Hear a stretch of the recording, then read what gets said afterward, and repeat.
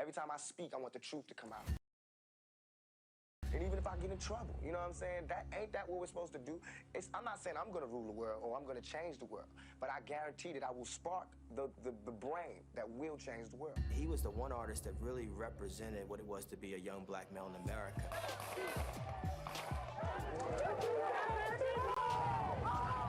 You can't survive out here by yourself. The police ain't nothing but a gang. The National Guard is a gang. The Army is a gang. We learn all our gang from the government. The themes he addressed, war, hypocrisy, American society, are all still relevant today. What we're doing is using our brain to get out of the ghetto any way we can. So we tell these stories, you know what I'm saying? And they tend to be violent because our world tends to be filled with violence. Tupac was great at both, acting and rapping. Talented, artist, poet, the symbol of a generation. He's the biggest rapper in the world. Tupac connected. It was just like world domination, man. He made it better for a lot of us, you know, and because people started to turn their head and look at this as being legitimate music as they would of Bob Dylan. Witnessing killings, leaving dead bodies in abandoned buildings. Can't reach the children because they illin'. Addicted to killing and the appeal of the cat pilling. Without feeling, but will they last or be blasted? Hard-headed bastard. Maybe he'll listen in this casket.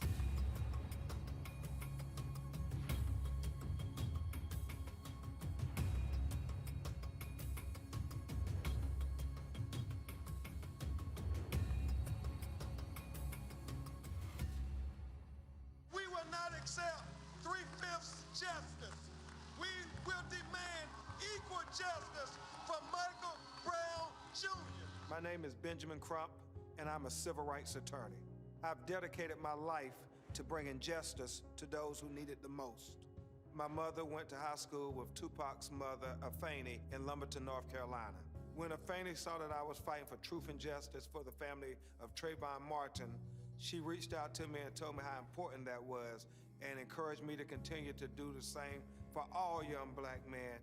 Even though Tupac Shakur was one of the most well-known hip-hop artists on the planet, he was killed, and like so many others, never received justice. Due process doesn't often come into play when the perception is this is black-on-black violence or crime or carnage. There's no sense of urgency because why? A black man was killed, another dead, and another killed him. Is there a heaven for a gangster, gangster, gangster? Oh, is there a heaven for a gangster, gangster, gangster? Oh.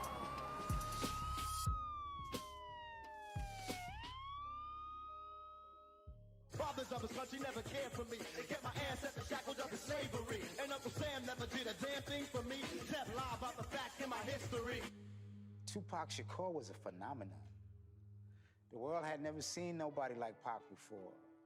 Pac was a genius, Pac was a soldier, Pac was a fighter, Pac was a poet, Pac was a lover, Pac was a prophet, Pac was a young king. I was 4 years older than Pac. My father's Dr. Mutulu Shakur. He was in the Black Liberation Army. He's currently incarcerated as a political prisoner, serving 60 years. My stepmother, Pac's mother, Afeni, she was a Black Panther. I miss your brother. Yeah, I miss my brother too. Some call him Pac. Some call him Amaru. Gotta keep the legacy alive.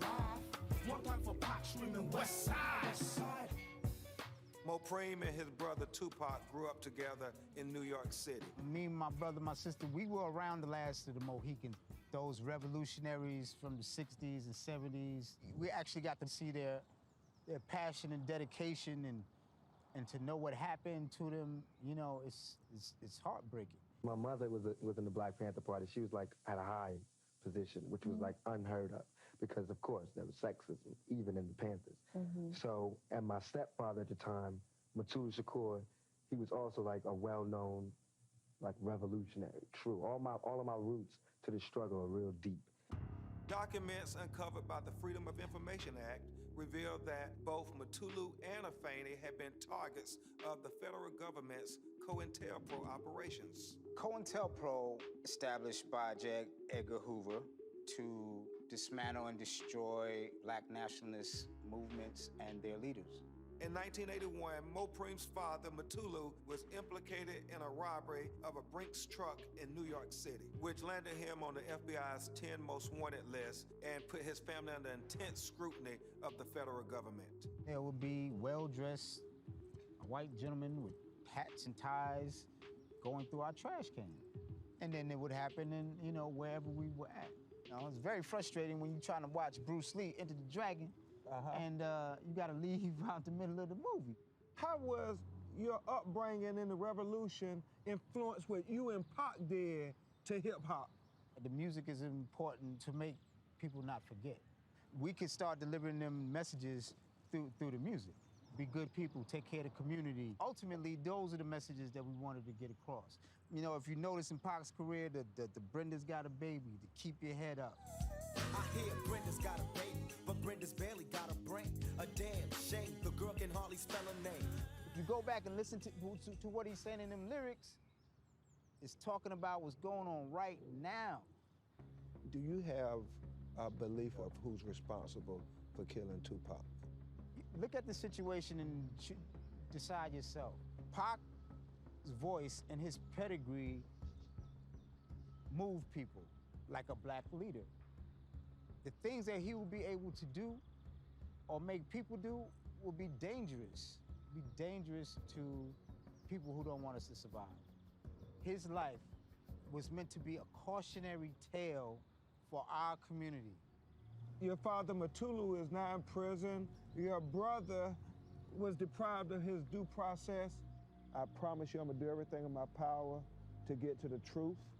You, your family, deserve due process.